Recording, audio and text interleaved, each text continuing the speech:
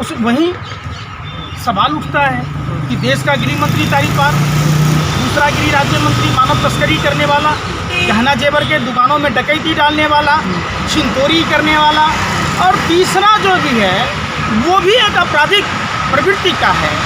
और उसके बेटे ने सत्ता के अहंकार में, सत्ता के नशे में चूर होकर जब किसान शांतिपूर्वक आंदोलन कर रहे थे गांधी और बुद्ध के देश में, जिस गांधी और बुद्ध की आइडियोलॉजी को पूरा विश्व मानता है, जिन्हें पूरा विश्व अपना आइकॉन मानता है, बाबा साहब अम्बेडकर का संविधान को कुचला गया। सवाल उठता है कि जब देश के पालनहार अन्नदाता किसान भाई आंदोलन कर रहे थे शांतिपूर्वक, तो क्या पुलिस प्रशासन वहाँ मुस्तैद नहीं होनी चाहिए, बैरिकेडिंग नहीं होनी चाहिए?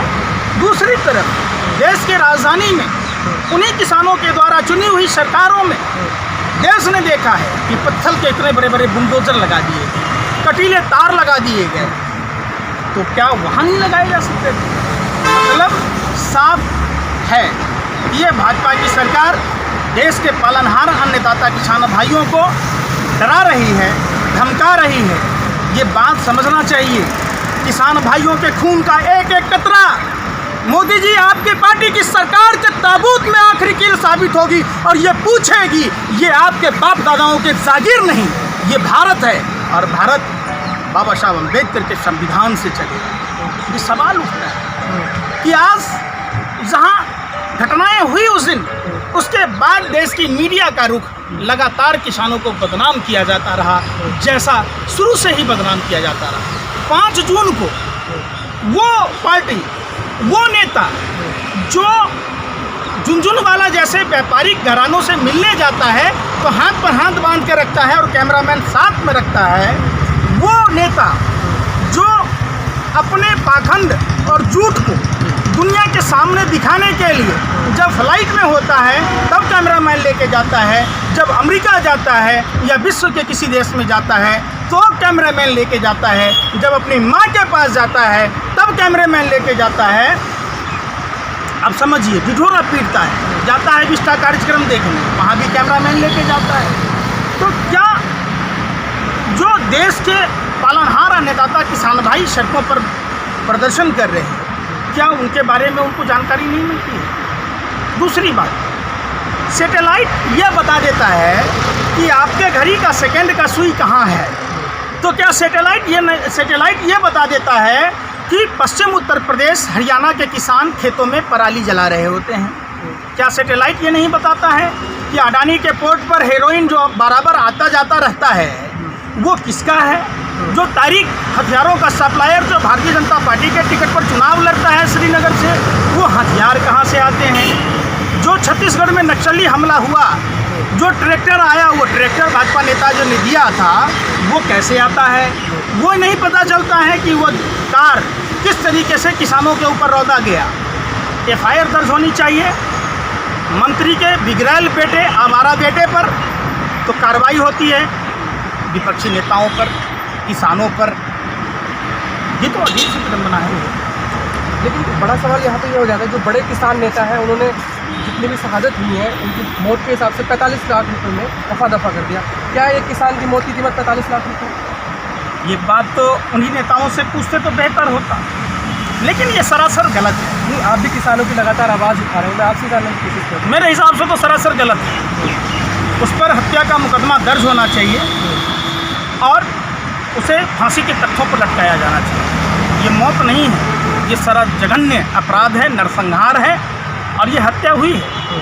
हत्या का जो माने सज़ा होता है वो उम्र कैद या फांसी होती है। तो निश्चित तौर पर मंत्री के बेटे को फांसी होना चाहिए। जहाँ अपराधियों को गिरफ्तार करा जाना चाहिए, लेकिन वहाँ पे अखिलेश यादव को गिरफ्तार किया जाता है, प्रियंका गांधी को भी गिरफ्तार किया जाता है। अभी तक जो अपराधी हैं उनको गिरफ्तार नहीं किया गया। गिरफ्तार कौन करेगा? बगुला को अगर मछली की रखवाली देंगे तो बगुला क्या कहेगा? मछली नहीं खाएंगे। बाघ क्या कहेगा? खून नहीं पिएंगे। सांप, माने आप सांप को कितना भी दूध पिलाइएगा, भाजपा RSS के लोगों को, ये देशद्रोही लोग हैं, ये टुकड़े टुकड़े गैंग के लोग हैं। ये इनके बाप दादा नहीं चाहते थे कि देश आज़ाद हो। आज अगर देश आज़ाद है तो ये इनको पछ ही नहीं रहा है। ये देश को गुलाम बनाने की प्रक्रिया में ले जा रहे हैं, जानबूझकर देश को डुबा रहे हैं। ये अपने वीर सावरकर जो इनके आइकॉन हैं, उनकी किताब में लिखा है 95% लोगों को गरीब बनाना और 5% लोगों के हाथ में सत्ता का केंद्रीकरण देना। ये जानबूझकर देश को गुलाम बनाने के प्रक्रिया में लगे। फिर वहाँ का जो प्रशासन है वो बीजेपी के सारे पे काम कर रहा है। कहाँ का प्रशासन नहीं काम कर रहा है बताइए आप हमको? दिल्ली के लोकतंत्र मंदिर के सामने जब देश विरोधी नारे लगे, दामाद की तरह अपराधी को लाया जाता, छोड़ दिया जाता है। दूसरी तरफ आदर्श नगर के SHO पर कार्रवाई होती है जिसने सांप्रदायिक हिंसा नहीं होने दिया। कभी आपने देखा, आप जहाँ प्रधानमंत्री रहते, जहाँ राष्ट्रपति रहते, जहाँ तमाम संवैधानिक पदों के सर्वोच्च पद पर बैठे हुए लोग रहते, इसी दिल्ली में वाल्मीकि समाज के बिटिया के साथ बलात्कार हुआ, किसी ने एक शब्द बोला हो? वाल्मीकि मंदिर में झाड़ू पकड़ते हैं, विराट कोहली के कुत्ता पर ट्वीट करते हैं, वहाँ ट्वीट नहीं करते। त्रिलोकपुरी में जाटव समुदाय की बेटी के साथ बलात्कार हुआ, एक शब्द नहीं कोई बोलता। नरेला में हुआ, राबिया का हुआ, आज से कोई इंसाफ मिल पाया क्या? तो आप कह रहे हैं कि बीजेपी के जो नेता हैं वो लगातार पोस्ट कर रहे हैं कि जो प्रियंका गांधी वाड्रा है वहाँ पर राजनीति चमकाने के लिए जा रही है। तो ये लोग क्या कर रहे थे? मुझे तो पता ही नहीं था, हमें तो अभी अभी पता चला है। किसान भाई 3 दिन से बैठे हैं, जैसे ही पता चला कि तो धरती के भगवान आए हैं, तो आप क्या भगवान को भी कुचलने का काम करते हैं? शर्म नहीं आती आपको?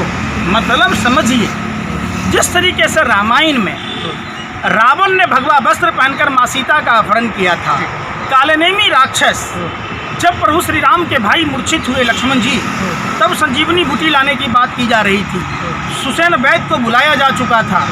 तो जब संजीवनी बूटी लाने जा रहे थे हनुमान जी, तो कालनेमी राक्षस भगवा वस्त्र पहनकर प्रभु श्री राम का नाम लेकर हनुमान जी को रोकने की कोशिश की। भाजपा RSS के लोग वही असुर प्रवृत्ति के, राक्षस प्रवृत्ति के लोग हैं, रावण, कौरव और कंस के लोग। चुनाव नज़दीक है, इसलिए क्या बीजेपी इस केस को जल्दी से जल्दी रफा दफा करने की कोशिश कर रही है? बीजेपी रफा दफा क्या कर रही है भैया? आज तक बताइए, जिस महिला का साड़ी खोल लिया गया, भाजपा के तमाम लोग और देश के संवैधानिक पदों पर बैठने वाले लोग, जब उस महिला की साड़ी खोल ली गई तब धृतराष्ट्र की तरह चुपचाप बैठे थे। जैसे धृतराष्ट्र अंधा था, बाकी सारे के सारे लोग अंधे की तरह देख रहे थे। आज देश में सभी लोग देख रहे हैं। कब लोग जागेंगे? अगर किसी भाजपा नेता की बहन बेटियों की साड़ी खोली गई होती तो क्या ये लोग चुप रहते? मैं आपसे सवाल पूछता हूँ, आप चुप रहते? नहीं रहते।